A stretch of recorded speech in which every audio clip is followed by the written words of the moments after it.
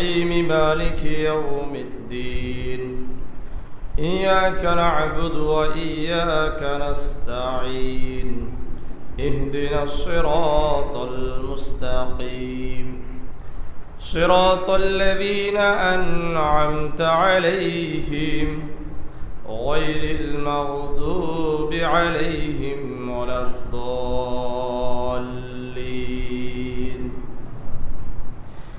إن الله وملائكته يصلون على النبي يا أيها الذين آمنوا صلوا عليه وسلموا تسليما اللهم صل على محمد وعلى آل محمد كما صليت على إبراهيم وعلى آل إبراهيم إنك حميد مجيد اللهم بارك على محمد وعلى آل محمد كما باركت على إبراهيم وعلى آل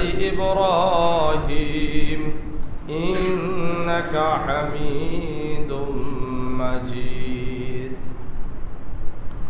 الحمد لله আমরা গত 2 সপ্তাহে নামাজের গুরুত্ব ফজিলত এবং গত সপ্তাহে শুধু ফজরের নামাজের গুরুত্ব ফজিলত নিয়ে আলোচনা করেছি।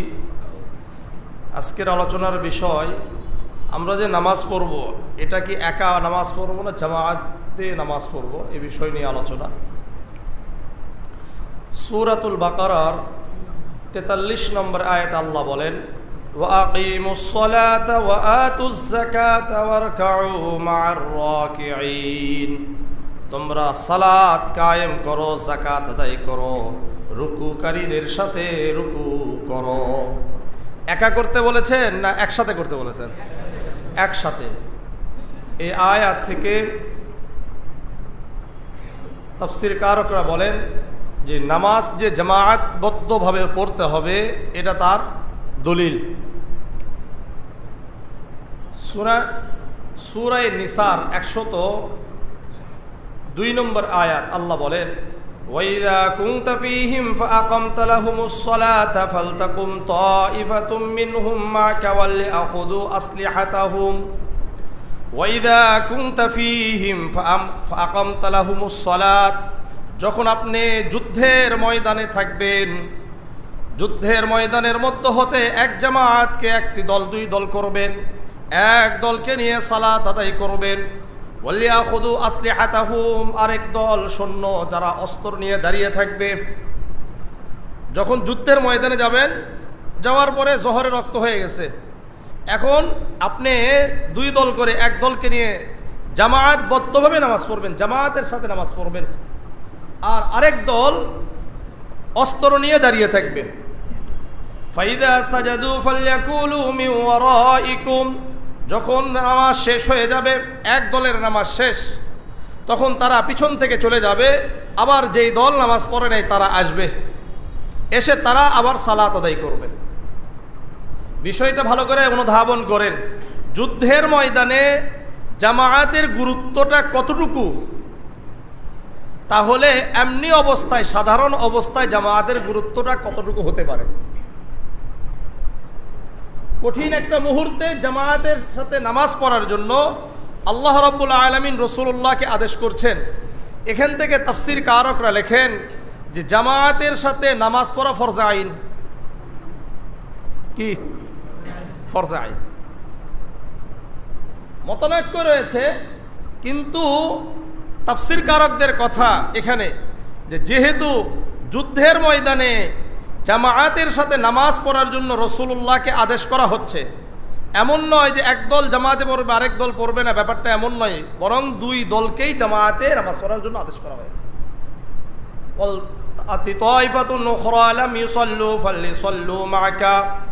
এরপরে তারা এসে আবার সালাত আদায় করবে আপনার সাথে।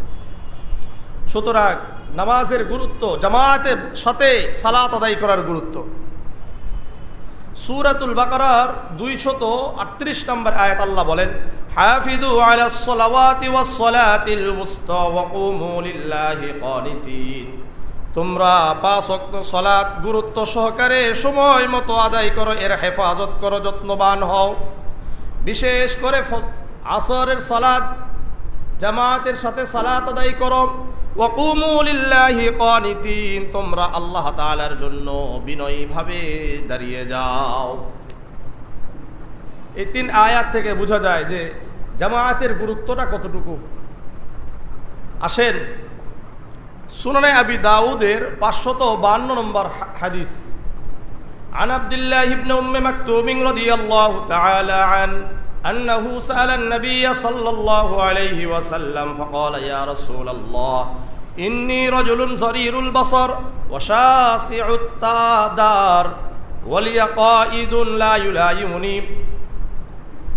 আব্দুল্লাহ ইবনে উম্মে মাকতুম রাদিয়াল্লাহু তাআলা আনহু বর্ণনা করেন, আল্লাহর রাসূল সাল্লাল্লাহু আলাইহি ওয়াসাল্লামকে আব্দুল্লাহ ইবনে উম্মে মাকতুম রাদিয়াল্লাহু তাআলা আনহু জিজ্ঞাসা করলেন, হে আল্লাহর রাসূল, ইন্নী রাজুলুন যারীরুল বাসার, হে আল্লাহর রাসূল, আমি একজন অন্ধ ব্যক্তি।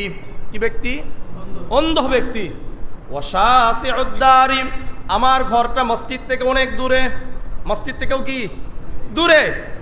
ওয়ালিয়া কাঈদুন লা ইউলাইমুনি, আমার একজন পথ চালক রয়েছে কিন্তু সে আমার আনুগত্য করে না, ঠিক মতো নামাজের ওয়াক্তে আসে না, আমি যে একা আসবো এরকম কোনো অবস্থা নাই।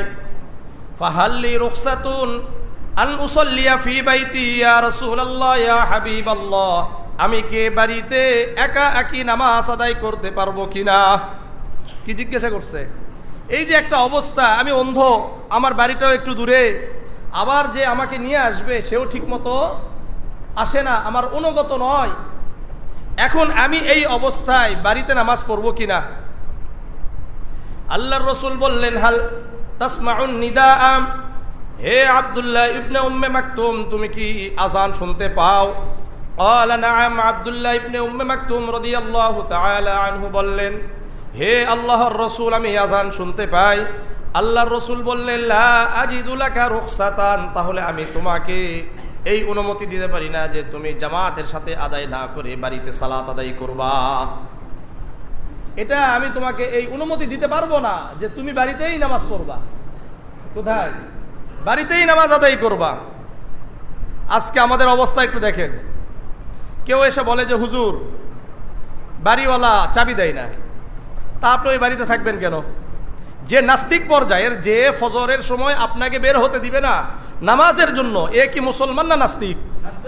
পরিষ্কার কথা, নাস্তিক।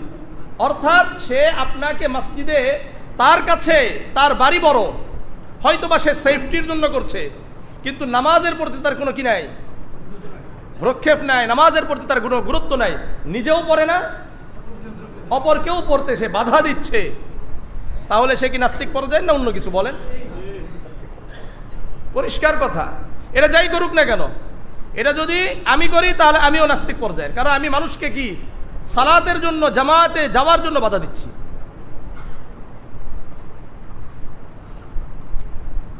আল্লাহর রাসূল বললেন যে না না আব্দুল্লাহ, শোনো, এইরকম কোনো সুযোগ তোমার জন্য আমি রাখি নাই, এইরকম কোনো সুযোগ ইসলাম রাখে নাই। সুনানে আবি দাউদের 553 নম্বর হাদিস। عن عبد الله بن أم مكتوم رضي الله تعالى عنه قال يا رسول الله إن المدينة كثيرة الهوام والسباع يا رسول الله يا حبيب الله, এই যে মদিনা, এই মদিনা অনেক কীট পতঙ্গ জীব জন্তু রয়েছে, অর্থাৎ রাতে তো অনেক কীট পতঙ্গ বের হয়, সাপ বিচ্ছু বের হয়, এটা তো ভয়ঙ্কর একটা অবস্থা। এখন কি আমাকে বাড়িতেই নামাজ পড়বো না মসজিদে আসবো?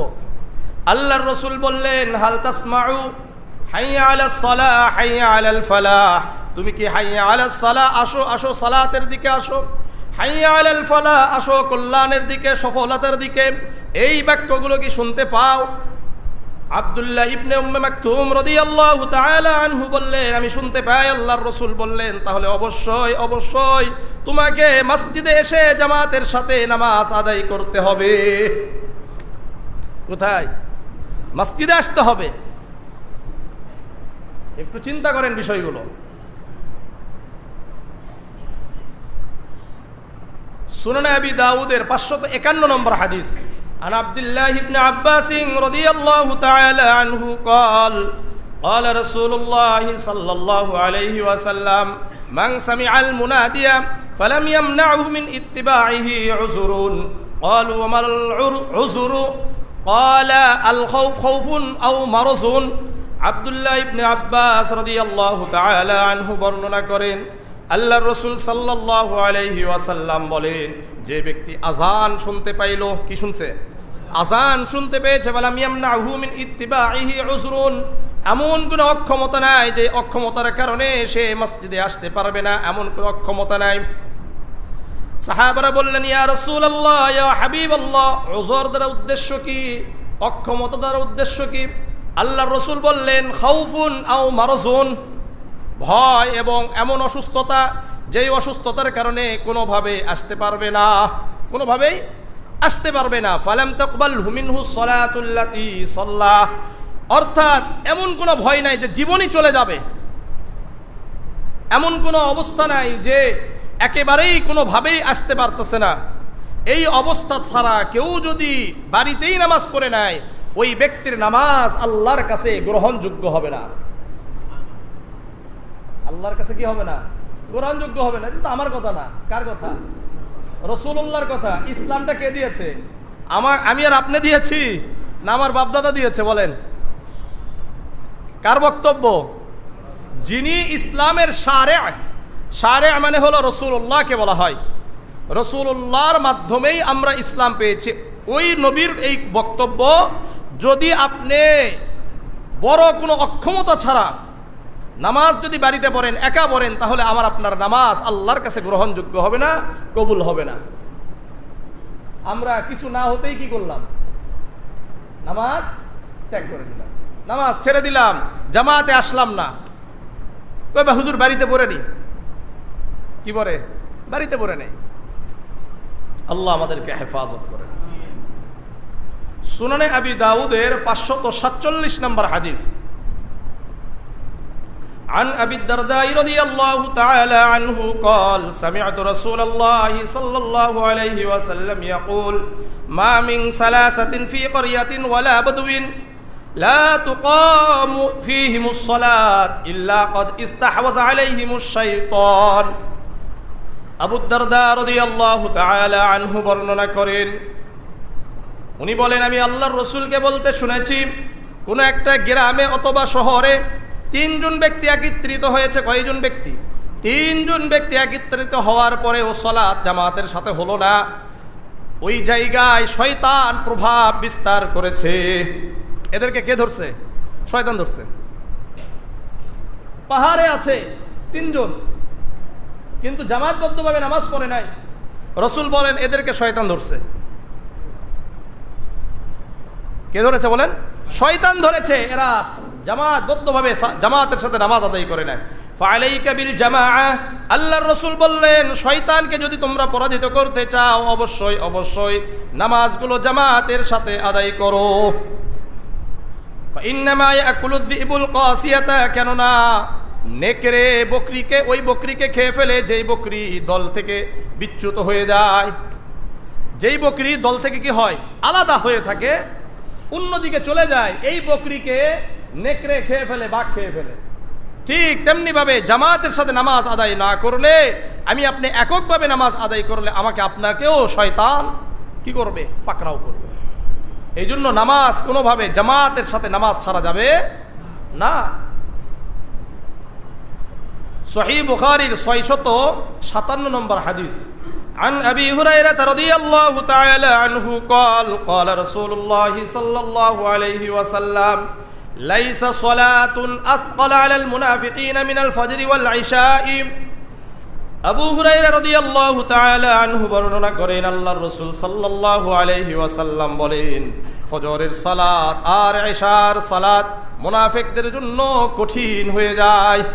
মুনাফিকদের জন্য কোন কোন নামাজ পড়া কঠিন? ফজরের নামাজ আর ইশার নামাজ, এটা কঠিন। ওয়ালাউ ইয়ালামুনা মা ফীহিমা লাআতাউহুমা ওয়ালাউ হাবওয়ান।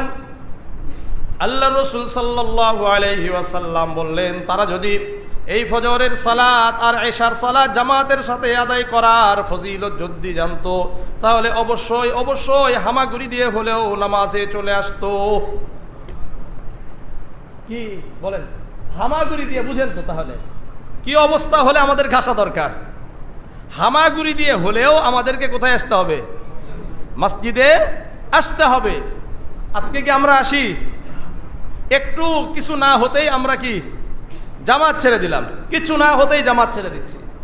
অথচ আল্লাহ রসুল সাল্লাল্লাহু আলাইহি ওয়াসাল্লাম বলছেন হামাগুড়ি দিয়ে হলেও তারা নামাজে আসতো। আল্লাহ রসুলের পরে বললেন, লাকাদ হামামতু আন আমুরাল মুআদ্দিনা ফায়ুকিমা, আমার ইচ্ছা হয় আমি মুয়াজ্জিনকে বলি ইকামত দাও। কি করো? ইকামত দাও। সুম্মা আমারতু রাজুলান ফায়াউম্মান নাস, আরেকজন ব্যক্তিকে বলি তুমি ইমামতি করো। কি করো? ইমামতি করো।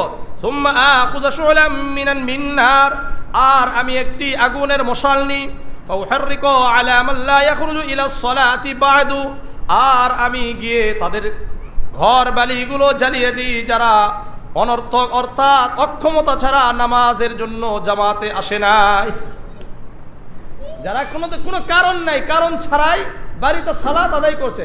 সালাত আদায় করছে না ব্যাপারটা এমন নয়, নামাজ পড়ছে না ব্যাপারটা এমন নয়, শুধুমাত্র কি করছে? বাড়িতে নামাজ পড়েছে, জামাতে আসে নাই। রসুল বলেন আমার ইচ্ছা হয় এই সমস্ত বাড়িগুলো আমি আগুন দিয়ে জ্বালিয়ে দিই। আজকে আমাদের অবস্থা একটু চিন্তা করেন, আমরা কোন অবস্থায় আছি? আল্লাহ আমাদেরকে সহিহ বুঝদান করেন। সহিহ মুসলিমের 654 নম্বর হাদিস, আন আব্দুল্লাহ রাদিয়াল্লাহু তাআলা আনহু قال من سره أن يلقى الله غدا مسلما فليحافظ على هؤلاء الصلاة حيث ينادى بهن। আব্দুল্লাহ ইবনে মাসউদ রাদিয়াল্লাহু তাআলা আনহু বলেন, যে ব্যক্তি কাল কিয়ামতের ময়দানে আল্লাহ তাআলার সাথে খুশি অবস্থায় সাক্ষাৎ করতে চায়, ওই ব্যক্তি যেন ওই জায়গায় সালাত আদায় করে যেই জায়গায় আযান হয়, ইকামত হয়। যদি আল্লাহ তাআলার সাথে কিয়ামতের ময়দানে খুশি অবস্থায় সাক্ষাৎ করতে চায়, তাহলে 5 ওয়াক্ত নামাজ ওই জায়গায় পড়ার আদেশ করা হয়েছে যেই জায়গাতে আযান এবং ইকামত হয়। আযান ইকামত। ফাইন্নাল্লাহা শারআ লিনাবিয়িকুম সুনানাল হুদা। আল্লাহর রাসূল আব্দুল্লাহ ইবনে মাসউদ রাদিয়াল্লাহু তাআলা আনহু বলেন, নিশ্চয় আল্লাহ রাব্বুল আলামিন তোমাদের নবীদের জন্য এই নামাজগুলোকে নির্ধারণ করেছেন, ফরজ করেছেন। ওয়া ইন্নাহুন্না মিন সুনানিল হুদা, আর এই জামাত, এই নামাজগুলো জামাতের সাথে আদায় করা এটা হেদায়েতের অন্তর্ভুক্ত। জামাতের সাথে যদি আপনি নামাজ পড়েন তাহলে আপনি হেদায়েত প্রাপ্ত হবেন, আপনি হেদায়েত পাবেন। যদি জামাতকে ছেড়ে দেন, আব্দুল্লাহ ইবনে মাসউদ বলছেন, লাউ আন্নাকুম সাল্লাইতুম ফি বুয়ুতিকুম কামা ইউসাল্লি হাযাল মুতাখাল্লিবু ফি বুয়ুতিহি, যদি তোমরা পশ্চাৎগামীদের মতো একাকী বাড়িতে সালাত আদায় করো, লা তারাকতুম সুন্নাত নবিয়িকুম, তোমরা তোমাদের নবীদের সুন্নতগুলোকে ছেড়ে দিলে, নবীর সুন্নতকে ছেড়ে দিলা। ওয়ালাউ তারাকতুম সুন্নাত নবিয়িকুম লাদালালতুম, আর তোমরা যদি নবীর সুন্নতকে ছেড়ে দাও তাহলে অবশ্যই অবশ্যই পথভ্রষ্ট হয়ে যাবে। কি হবে? পথভ্রষ্ট হবে। আজকে আমরা জামাতকে ছেড়ে দিচ্ছি, মূলত নবীর সুন্নতকে ছেড়ে দিই। নবীর জন্য আল্লাহ রাব্বুল আলামিন যেই শরীয়তকে নির্ধারণ করেছে এটাকে আমরা ছেড়ে দিলাম। এখন এটাকে যদি ছেড়ে দিই তাহলে আমরা কি ভালো অর্থাৎ সিরাতে মুস্তাকিমের উপরে থাকবো না পথভ্রষ্ট হব? পথভ্রষ্ট হব। ওমা মিন রাজুলিন ইয়াতাতাহহারু ফায়াহসিনুত তুহুরা, আল্লাহর রাসূল সাল্লাল্লাহু আলাইহি ওয়াসাল্লাম বলেন, যে ব্যক্তি ভালো করে ওযু করলো, পবিত্র হলো, সুম্মা ইয়ামিদু ইলা মসজিদিন মিন হাদিহিল মাসাজিদ, এরপরে মসজিদের দিকে অগ্রসর হলো, ইল্লা কাতাবাল্লাহু লাহু বিকুল্লি খাতওয়াতিন ইয়াখতুহা হাসানাতান, আল্লাহ রাব্বুল আলামিন প্রতিটি কদমের বিনিময়ে আল্লাহ রাব্বুল আলামিন একটি করে নেকি লিখতে থাকবেন। ওয়া ইয়ারফাউহু বিহা দারাজাতান, একটি কদমের বিনিময়ে আল্লাহ তাআলা একটি করে মর্যাদা বৃদ্ধি করে দিবেন। ওয়ামহু আনহু বিহা সাইয়্যাতান, আল্লাহ রাব্বুল আলামিন একটি কদমের বিনিময়ে একটি পা অগ্রসর হবে, আল্লাহ তাআলা একটি করে গুনাহ আল্লাহ ক্ষমা করে দিবেন। কি করে দিবেন? এগুলো ক্ষমা করে দিবেন। এরপরে আব্দুল্লাহ ইবনে মাসউদ রাদিয়াল্লাহু তাআলা আনহু বলছেন, ওয়ালাকাদ রাআইতুনা মা ইয়াতাখাল্লাফু আনহা ইল্লা মুনাফিকুন মা'লুমুন নিফাক, শুধুমাত্র আমাদের সময় আমরা দেখতাম তারাই জামাতকে ছেড়ে দিত যারা একেবারে প্রকাশ্যে মুনাফিক ছিল। প্রকাশ্য মুনাফিক ছাড়া কেউই জামাত ছাড়তো না। যাদের অন্তরে মুনাফিকি আছে তারাও জামাত ছাড়ার সাহস করতো না। একেবারে যারা প্রকাশ্যে মুনাফিকি করত এরাই একমাত্র জামাত ছেড়ে দিত। ওয়ালাকাদ কানা আর-রাজুলু ইউতা বিহি ইউহাদা বাইনার রাজুলি হাত্তা ইকামা ফিস সাফফি। আব্দুল্লাহ ইবনে মাসউদ রাদিয়াল্লাহু তাআলা আনহু বলেন, আমাদের সময় যে ব্যক্তি দুইজন ব্যক্তির ঘাড়ে ভর দিয়ে মসজিদে আসতে পারত তাদেরকে ও মসজিদে এনে জামাতের কাতারে দাঁড় করিয়ে দেওয়া হতো। ঘাড়ে কি ভর করে যদি আসা যায়, এরপরেও তারা মসজিদে আসতো, এসে মসজিদের কাতারে তাদেরকে দাঁড় করে দেওয়া হতো। অথচ আজকে আমাদের জামাতের গুরুত্ব নাই।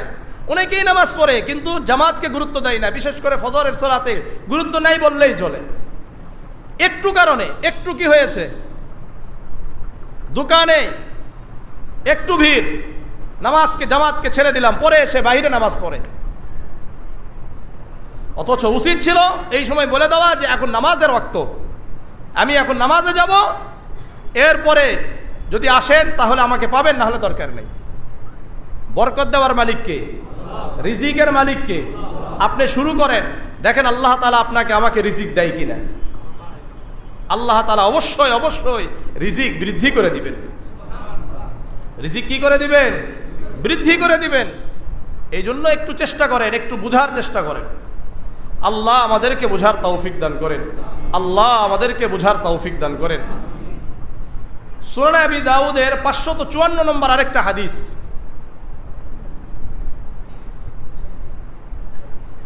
এই হাদিসের মধ্যে আন উবাই ইবনে কাব রাদিয়াল্লাহু তাআলা আনহু قال صلى بنا يوما الصبح।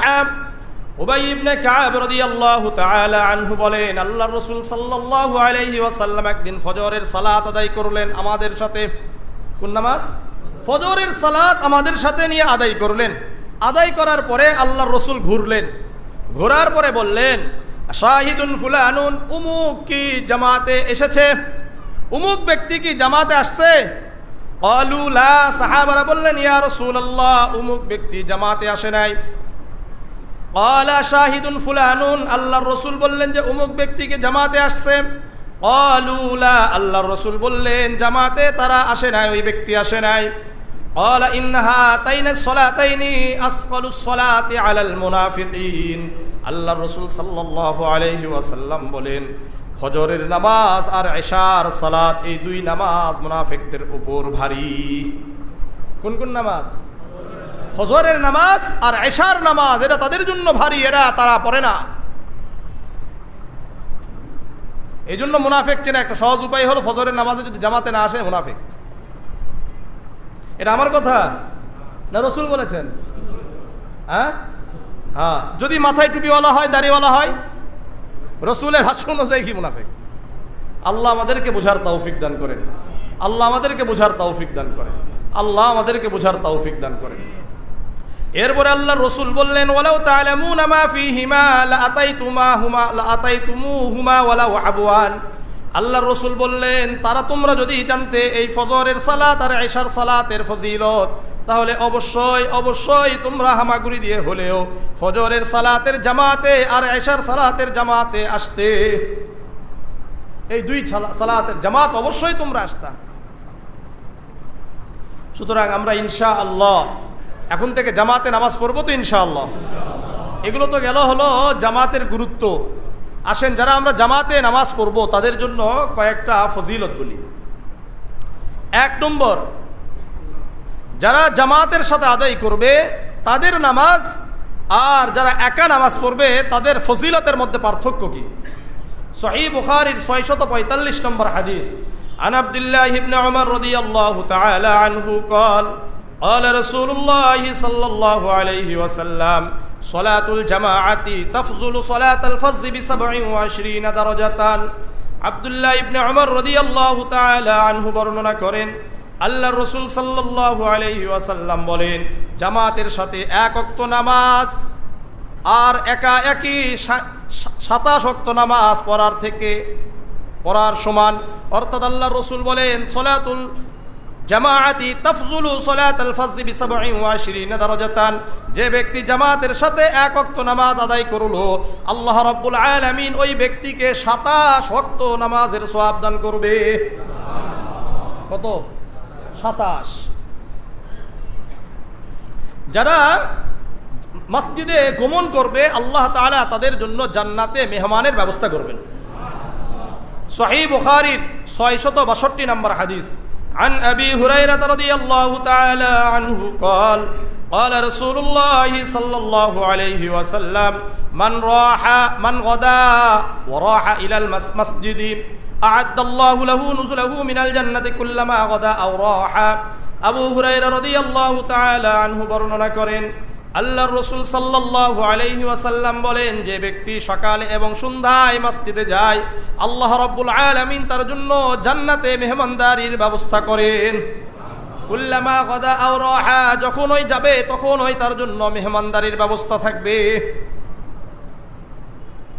যারা জামাতবদ্ধ হবে, যাদের অন্তর সর্বদা মসজিদের সাথে ঝুলন্ত থাকবে, অর্থাৎ সবসময় মসজিদে আসার জন্য অস্থির থাকবে, এই ব্যক্তিকে আল্লাহ তাআলা আরশে আজিমের ছায়াতলে ছায়াদান করবেন।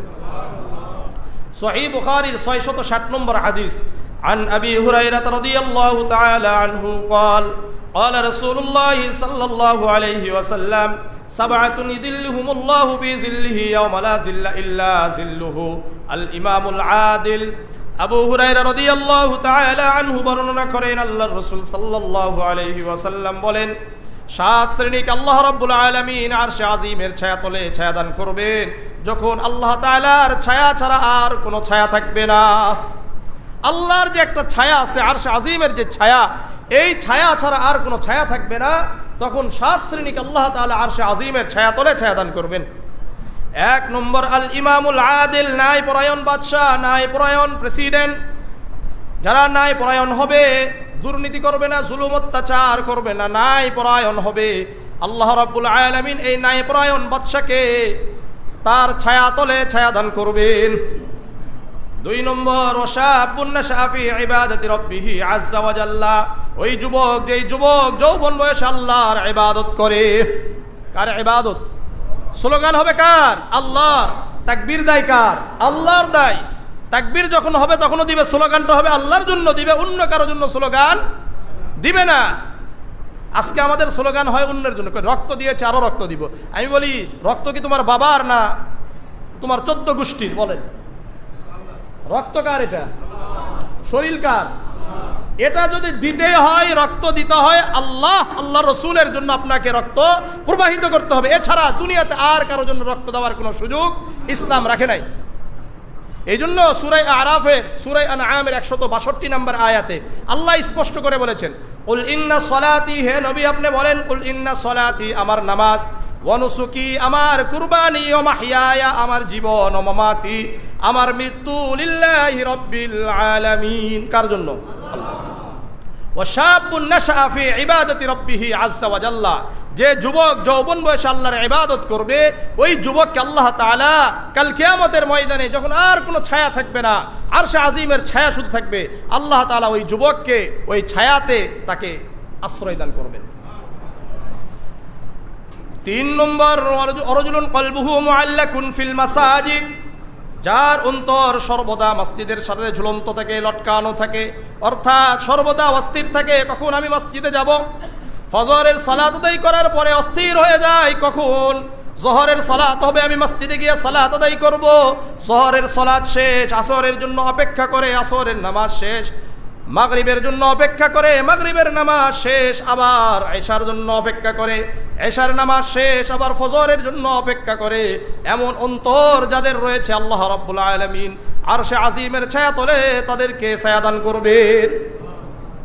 4 নম্বর রাজুলানি তাহাব্বা ফিল্লাহি ইজতামা আলাইহি ওয়া তাফাররাকা আলাইহি, দুইজন ব্যক্তি যারা আল্লাহকে ভালোবাসে একত্রিত হয় আবার আল্লাহর জন্য পৃথক হয়ে যায়।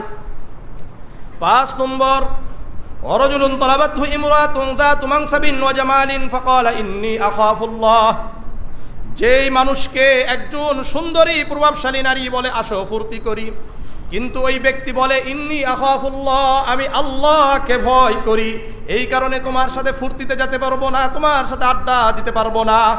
এমন যদি কোনো ব্যক্তি আল্লাহর ভয়ে, পরকিয়া থেকে, এমন যদি আল্লাহ তাআলার ভয়ে, জিনা থেকে, ব্যভিচার থেকে বিরত থাকে, আল্লাহ রাব্বুল আলামিন এরকম পুরুষকে আরশে আজিমের ছায়াতলে ছায়াদান করবেন। কয় নম্বর গেল? 5। 6 নম্বর ওয়ারাজুলুন তাসাদ্দাকা হাত্তা লা তা'লামা শিমালুহু মা তুনফিকু ইয়ামিনুহু, যে ব্যক্তি ডান হাতে দান করে কিন্তু তার বাম হাত জানতে পারে না। ডান হাত দান করলে বাম হাত জানে না, এরকম যারা আছে এদেরকে আল্লাহ তাআলা আরশে আজিমের ছায়াতলে ছায়াদান করবেন। আর আমরা বিভিন্নভাবে সিস্টেমে হুজুরের মাধ্যমে জানায়া দিই যে আমি মসজিদে এটা এটা দান করছি। 7 নম্বর রাজুলুন যাকারাল্লাহ খালিয়ান ফাফাযাত আইনাহু, যে ব্যক্তি নির্জনে আল্লাহ তাআলার জিকির করে আর তার 2 চক্ষু দিয়ে অশ্রু ঝরে পড়ে, এরকম নির্জনে আল্লাহ তাআলার জিকিরকারীকেও কিয়ামতের ময়দানে আরশে আজিমের ছায়াতলে ছায়াদান করবেন।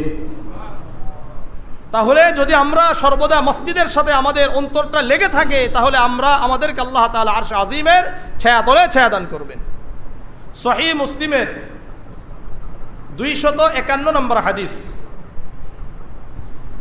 عن أبي هريرة رضي الله تعالى عنه قال قال رسول الله صلى الله عليه وسلم ألا أدلكم على ما يمحو الله به الخطايا ويرفع به الدرجات। আবু হুরায়রা রাদিয়াল্লাহু তাআলা আনহু বর্ণনা করেন, আল্লাহর রাসূল সাল্লাল্লাহু আলাইহি ওয়াসাল্লাম বলেন, আমি কি তোমাদেরকে এমন আমলের কথা বলবো না যে আমল করলে তোমাদের গুনাহগুলো ক্ষমা হয়ে যাবে, আল্লাহ রাব্বুল আলামিন যে আমলগুলোর কারণে তোমাদের মর্যাদা বৃদ্ধি করে দিবেন। ক্বালু বালা ইয়া রাসূলুল্লাহ, সাহাবারা বললেন হে আল্লাহর রাসূল, অবশ্যই অবশ্যই আমাদেরকে জানিয়ে দেন। আল্লাহর রাসূল বললেন ইসবাগুল ওযুহি আলাল মাকারিহি, কষ্ট সত্ত্বেও তোমরা ওযু করো। যাদের কষ্ট হয় এরপরেও ওযু করে, এই যে আমরা ঠান্ডার সময় মসজিদে আসি না, কি কারণে? ঠান্ডা লাগবে, কষ্টের কারণে ওযু করে না। রাসূল বলেন যারা কষ্ট সত্ত্বেও ওযু করবে। 2 নম্বর ওয়াকাসরাতুল খুতা ইলাল মাসাজিদ, ওয়াকাসরাতুল খুতা ইলাল মাসাজিদ, আল্লাহর রাসূল সাল্লাল্লাহু আলাইহি ওয়াসাল্লাম বলেন যাদের পা অধিক পরিমাণে মসজিদে গমন করবে, মসজিদে গমন করা অধিক পা, এগুলো গুনাহ ক্ষমা করে দেয়, মর্যাদা বৃদ্ধি করে দেয়। 3 নম্বর ওয়া ইনতিদারুস সালাতি বাদাস সালাত, এক নামাজের পরে আরেক নামাজের জন্য অপেক্ষা করবে। এক নামাজের পরে আরেক নামাজের জন্য অপেক্ষা। ফাযালিকুমুর রিবাত, আল্লাহর রাসূল বললেন এটা তোমাদের জন্য গার্ড হয়ে যায়। কি হয়ে যায়? গার্ড। গার্ড মানে কি? পাহারাদার। অর্থাৎ কেউ যদি সবসময় অর্থাৎ কষ্ট হলেও ওযু করে সর্বদা মসজিদে আসে, নামাজ এক নামাজের পর আরেক নামাজের জন্য অপেক্ষা করতে থাকে, এদেরকে শয়তান ধোঁকা দিতে পারে না। কারণ এই 3টা জিনিস তাকে পাহারা দেয় শয়তান থেকে, শয়তান থেকে পাহারা দেয়। এই জন্য মসজিদে আসা, কোথায়? মসজিদে আসা, আসলে এই লাভ আছে। যারা মসজিদে আসে এরা হল আল্লাহ তাআলার মেহমান। কার মেহমান? আল্লাহর মেহমান।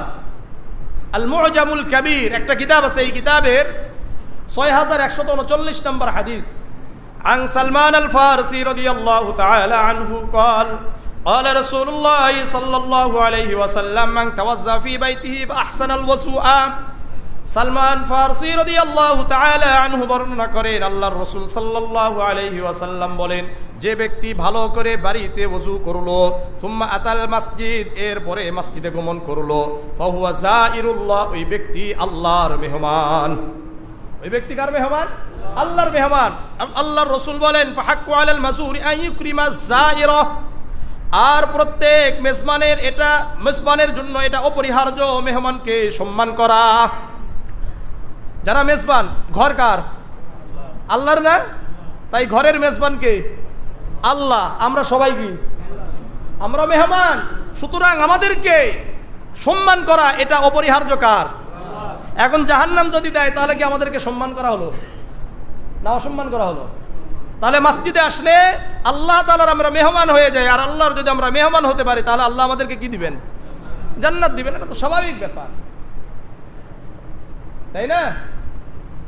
যারা মসজিদে আসবে, জামাতের সাথে সালাত আদায় করবে, বিশেষ করে ফজরের সালাত আর ইশার সালাত, তাদের ব্যাপারে আরেকটা হাদিস সহিহ মুসলিমের 1377 নম্বর হাদিস, عن عثمان بن عفان رضي الله تعالى عنه قال سمعت النبي صلى الله عليه وسلم يقول من صلى العشاء في جماعة فكأنما قام نصف الليل।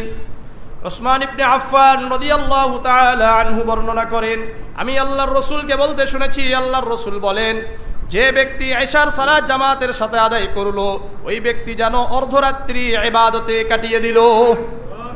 ওমান সাল্লাস সুবহা ফি জামাআতিন ফাকান্নামা সাল্লাল লাইলা কুল্লাহু, আর যে ব্যক্তি ফজরের সালাত জামাতের সাথে আদায় করলো, ওই ব্যক্তি যেন সারা রাত ইবাদতে কাটিয়ে দিল।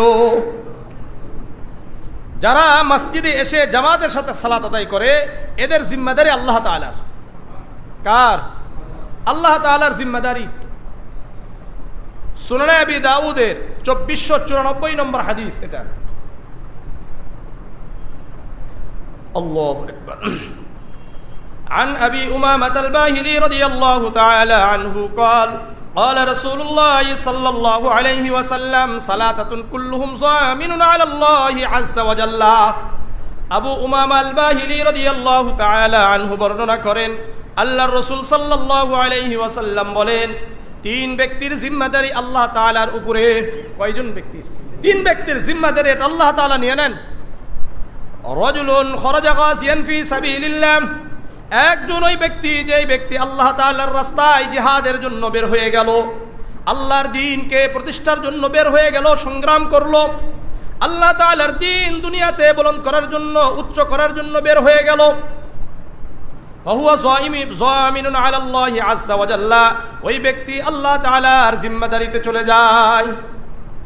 ওয়া রাজুলুন রাহা ইলাল মসজিদ, আর দ্বিতীয় ওই ব্যক্তি আল্লাহ তাআলার জিম্মাদারিতে চলে যায়, যেই ব্যক্তি সর্বদা মসজিদে গমন করে। 5 ওয়াক্ত নামাজ পড়ার জন্য কোথায় যায়? মসজিদে যায়। ফাহুয়া যামিনুন আলা আল্লাহি আযজা ওয়া জাল্লা, এই ব্যক্তিও কি আল্লাহর জিম্মাদারিতে চলে যায়। ওয়া রাজুলুন দাখালা বাইতাহু বিসালামিন ফাহুয়া যামিনুন আলা আল্লাহি আযজা ওয়া জাল্লা, আর যেই ব্যক্তি ঘরে ঢোকার পূর্বে, প্রবেশ করার পূর্বে বলে আসসালামু আলাইকুম ওয়া রাহমাতুল্লাহ, ওই ব্যক্তি সালাম দেওয়ার পরে যদি ঘরে প্রবেশ করে, ওই ব্যক্তি আল্লাহ তাআলার দায়িত্বে চলে যায়। এই জন্য আল্লাহর রাস্তায় যাওয়া দরকার না? দরকার নাই? হ্যাঁ। দ্বিতীয় নাম্বার, মসজিদে 5 ওয়াক্ত আসা দরকার। আসলে কার জিম্মাদারিতে যাবেন? আর ঘরে ঢোকার সময় কি করা? আসসালামু আলাইকুম ওয়া রাহমাতুল্লাহি ওয়া বারাকাতুহু। অনেকে আবার ঘরে ঢুকতে সালাম দিতে শরম করে, এরকম আছে কিনা? আল্লাহ এগুলো থেকে হেফাজত করেন। কোথায় শরম করা দরকার আর কোথায় শরম করা দরকার নাই এটাও বুঝি না। বর্তমান আমাদের সমাজে স্বামী স্ত্রীর সাথে খুনসুটি করতে একটু, এটাকে কি বলা হয়, ইয়ারকি, তারপরে একটু হাসাহাসি করতে লজ্জাবোধ করে। অন্য জায়গায় খুব হাসাহাসি করে। যেই জায়গায় হাসাহাসি দরকার এই জায়গায় হাসাহাসি নাই, যেই জায়গায় হারাম ওখানে হাসাহাসি চলে। আছে কি নাই? আল্লাহ বুঝার তৌফিক দান করেন।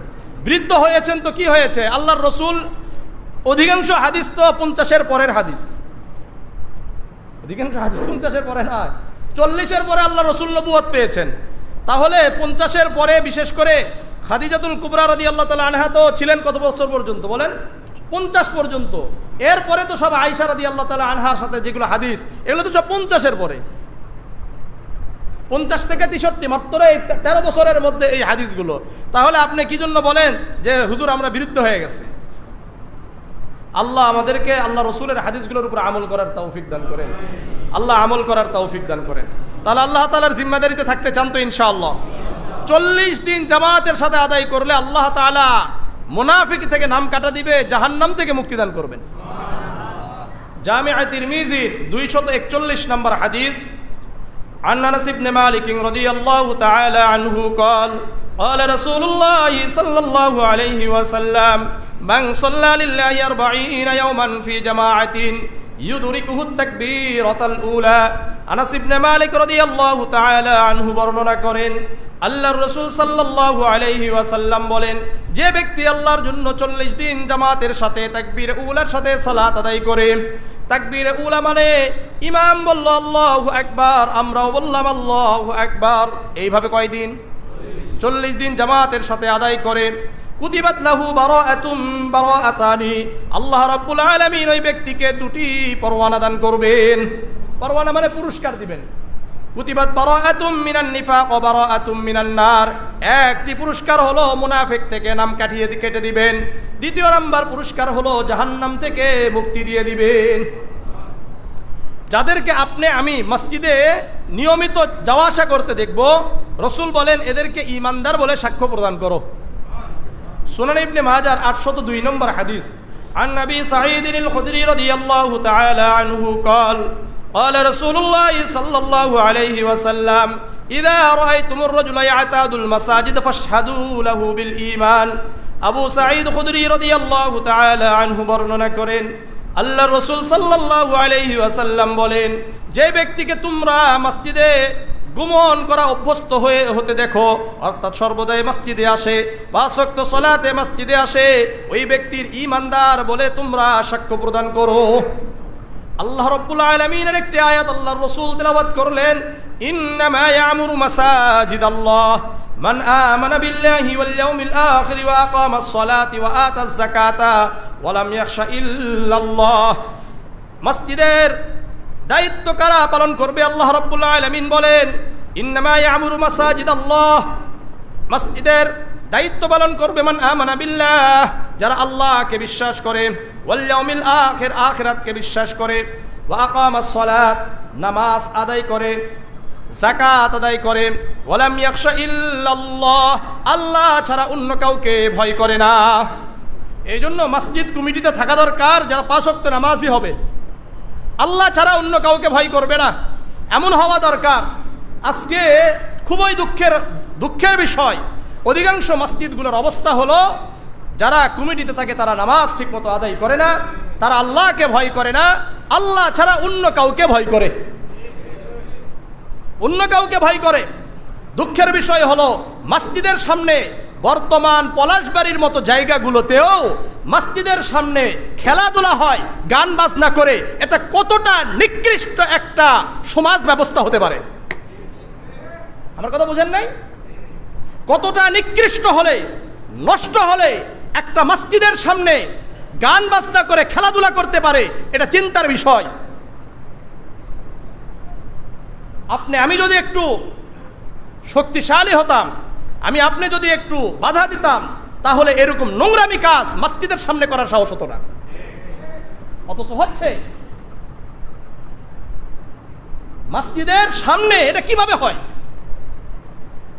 এটা কি সম্ভব? আমি কসম করে বলছি, যদি আমার মসজিদের সামনে এরকম হয়, আর যদি বাধা না দিতে পারে, হয়তো বাধা দেওয়ার চেষ্টা করব, আর না হলে মসজিদ ছেড়ে চলে যাব।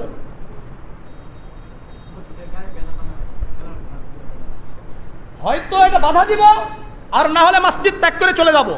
তারপরে আল্লাহর কাছে বলতে পারবো, আল্লাহ আমি চেষ্টা করেছি, চেষ্টা আমার কথা মানে নাই, আমি এই সমাজ ছেড়ে চলে গেছি। কথা বুঝেন না? কষ্ট, এতটা কষ্ট লাগছে বিষয়গুলো, অথচ এটা নিয়ে কোনো ভ্রুক্ষেপ নাই। এই এলাকার অনেক যুবক রয়েছে যারা নাকি এই খেলার সাথে সম্পৃক্ত, এরাই আবার পোস্ট দেয় ইমান ইসলাম কায়েম করতে হবে, অমুক করতে হবে, তুমুক করতে হবে। কিসের ইসলাম কায়েম করবেন? আপনি মসজিদকে সম্মান করতে পারেন না, ইসলাম কায়েম করবেন আপনারা? লজ্জা থাকা দরকার। লজ্জা যদি না থাকে তাহলে আর করার কিছু নাই। মসজিদের সামনে কিভাবে এটা সম্ভব হইতে পারে? আমার এই কথাগুলো সবাইকে পৌঁছায় দিন, এটা সম্ভব নয়। মসজিদকে সামনে রেখে আপনি কিভাবে গান বাজনা করেন, খেলাধুলা করেন? খেলাধুলা করতেই পারেন, এটা নিয়ে আমার কোনো কি নাই, আক্ষেপ নাই, খেলাধুলা করতেই পারে, কিন্তু গান বাজনা কিভাবে সম্ভব এটা বলেন? আপনাদেরকে একটা হাদিস শোনেন। এই যে আমরা বালা মুসিবতের মধ্যে আছি, এটা কিছু গুনাহ আছে আমাদের। জামিআ তিরমিজির আল্লাহ 2210 নম্বর হাদিস, عن علي بن أبي طالب رضي الله تعالى عنه قال قال رسول الله صلى الله عليه وسلم إذا فعلت أمتي 15 خصلة حل بها البلاء। আলী ইবনে আবি তালিব রাদিয়াল্লাহু তাআলা আনহু বর্ণনা করেন, আল্লাহর রাসূল সাল্লাল্লাহু আলাইহি ওয়াসাল্লাম বলেন, যখন আমার উম্মত 15টা গুনাহের সাথে লিপ্ত হবে, ওই সময় আমার উম্মত সকল প্রকার বালা মুসিবত দ্বারা তারা জর্জরিত হয়ে যাবে। কয়টা গুনাহ? 15টা গুনাহ। 1 নম্বর, ইযা কানাল মাগনামু দুয়ালান, যখন রাষ্ট্রীয় সম্পদ ব্যক্তিগত সম্পদে পরিণত হবে। 1 নম্বর কি? রাষ্ট্রীয় সম্পদ ব্যক্তিগত সম্পদে পরিণত হয়েছিল। 2 নম্বর, ওয়াল আমানাতু মাগনামান, আমানতের মাল লুটেরা মাল হিসাবে গণ্য হবে। 3 নম্বর, ওয়াজ যাকাতু মাগরামান, যাকাত দেওয়া হবে জরিমানা হিসাবে। কি হিসাবে দেয়? জরিমানা হিসাবে দেয়। 4 নম্বর, ওয়া তাআর রাজুলু যাওজাতাহু, পুরুষরা তাদের স্ত্রীদের আনুগত্য করবে। ওয়া আক্কা উম্মাহু, 5 নম্বর, মায়ের অবাধ্য হবে। কার? মায়ের অবাধ্য হবে। আর স্ত্রীর কি করবে? আনুগত্য করবে। 6 নম্বর, ওয়াবাররা সাদিকাহু, বন্ধুদের সাথে ভালো আচরণ করবে। ওয়াজাফা আবাহু, বাবার সাথে খারাপ আচরণ করবে। কার সাথে? বাবার সাথে খারাপ আচরণ করবে। 8 নম্বর, ওয়ারতাফাতিল আসওয়াতু ফিল মাসাজিদ, মসজিদগুলোতে হই হাল্লা শুরু হয়ে যাবে। 9 নম্বর, ওয়া কানা যাঈমুল কওমি আরসালাহুম, এলাকার নিকৃষ্ট ব্যক্তি নেতাগিরি করবে। আর 10 নম্বর, ওকুরিমার রাজুলু মাখাফাতা শাররিহি, মানুষকে শুধুমাত্র এই জন্য সম্মান করা হবে তার অনিষ্টতা থেকে বাঁচার জন্য। অর্থাৎ তাকে যদি সম্মান না করা হয় তাহলে সে বিভিন্নভাবে হয়রানি করবে, এই ভয়ে মানুষ তাকে সম্মান করবে। 11 নম্বর, অশুরিবাতিল খুমুর, মদ্যপান এটা বিস্তার লাভ করবে। 12 নম্বর, অলুবিসাল হারির, রেশমের কাপড় পরিধান করা হবে। 13 নম্বর, উত্তুখিদাতিল কাইনাত, নর্তকীদের মূল্যায়ন করা হবে। কাদেরকে? নর্তকীদেরকে মূল্যায়ন করা হবে। আর ওয়াল মাআসিফ, 14 নম্বর, ওয়াল মাআসিফ, বাদ্যযন্ত্রকে মূল্যায়ন করা হবে। অর্থাৎ প্রতিটি অনুষ্ঠানে বাদ্যযন্ত্র থাকবে। বাদ্যযন্ত্র ছাড়া বিবাহ শাদী হবে না, বাদ্যযন্ত্র ছাড়া খেলাধুলা হবে না, বাদ্যযন্ত্র ছাড়া কোনো অনুষ্ঠান পরিচালিত হবে না। সব জায়গায় বাদ্যযন্ত্র আছে। কেন? এই যে আল্লাহ রাসূলের এই হাদিস। তখন আমরা কি হব? বিভিন্নভাবে বিপদে পড়ে যাব। 15 নম্বর, ওয়ালা'না আখিরু হাদিহিল উম্মতি আউওয়ালাহা, আর 15 নম্বর, শেষ যুগের মানুষরা আগের যুগের মানুষদেরকে, সাহাবাদেরকে, তাবেঈনদেরকে নিয়ে গালমন্দ করবে।